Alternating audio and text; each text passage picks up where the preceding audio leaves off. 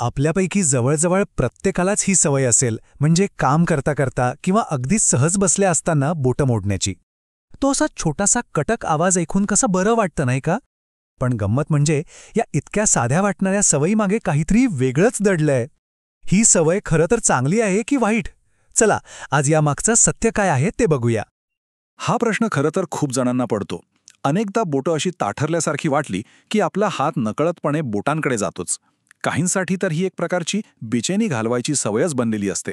पण विचार करण्यासारखी गोष्ट ही आहे की या रोजच्या सवयीचा आपल्या शरीरावर, विशेषतः आपल्या हाडांवर नेमका काय परिणाम होत असेल. तर मग या सवयीबद्दल ना दोन बाजू आहेत. एक आहे आपला सामान्य समज आणि दुसरी बाजू आहे वैद्यकीय वास्तव.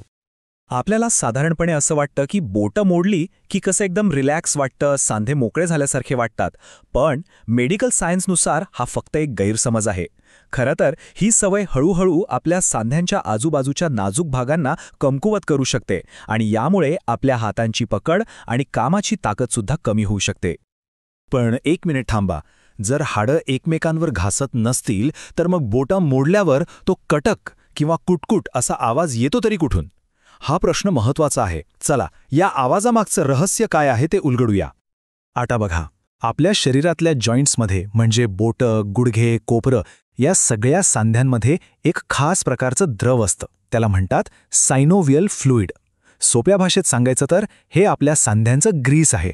या ग्रीसमुळेच हाडं एकमेकांवर घासत नाहीत आणि आपण आरामात हालचाल करू शकतो. तर त्या कटक आवाजाचं सगळं रहस्य आहे ना, ते याच द्रवामध्ये दडलेलं आहे. होतं काय की या सायनोव्हियल फ्लुइडमध्ये कार्बन डायऑक्साईडसारखे वायू विरघळलेले असतात. मग जेव्हा आपण बोटं ताणतो किंवा मोडतो तेव्हा या द्रवामध्ये छोटे छोटे बुडबुडे तयार होतात आणि तो जो आवाज येतो तो नेमका हेच बुडबुडे अचानक फुटल्याचा असतो. इंटरेस्टिंग आहे ना? म्हणजे तो आवाज हाडांचा नाहीच मुळी, तो आहे त्या फुटणाऱ्या बुडबुड्यांचा.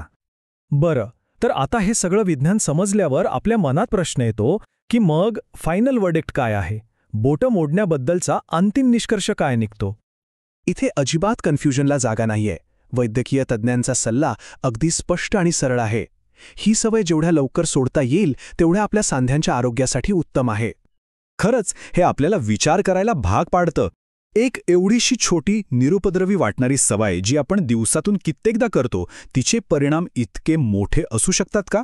त्यामुळे पुढच्या वेळेस जेव्हा बोटं मोडायचा मोह होईल ना, तेव्हा फक्त एक क्षण थांबा आणि त्या कटक आवाजामागच्या सायन्सचा आणि डॉक्टरांच्या सल्ल्याचा नक्की विचार करा.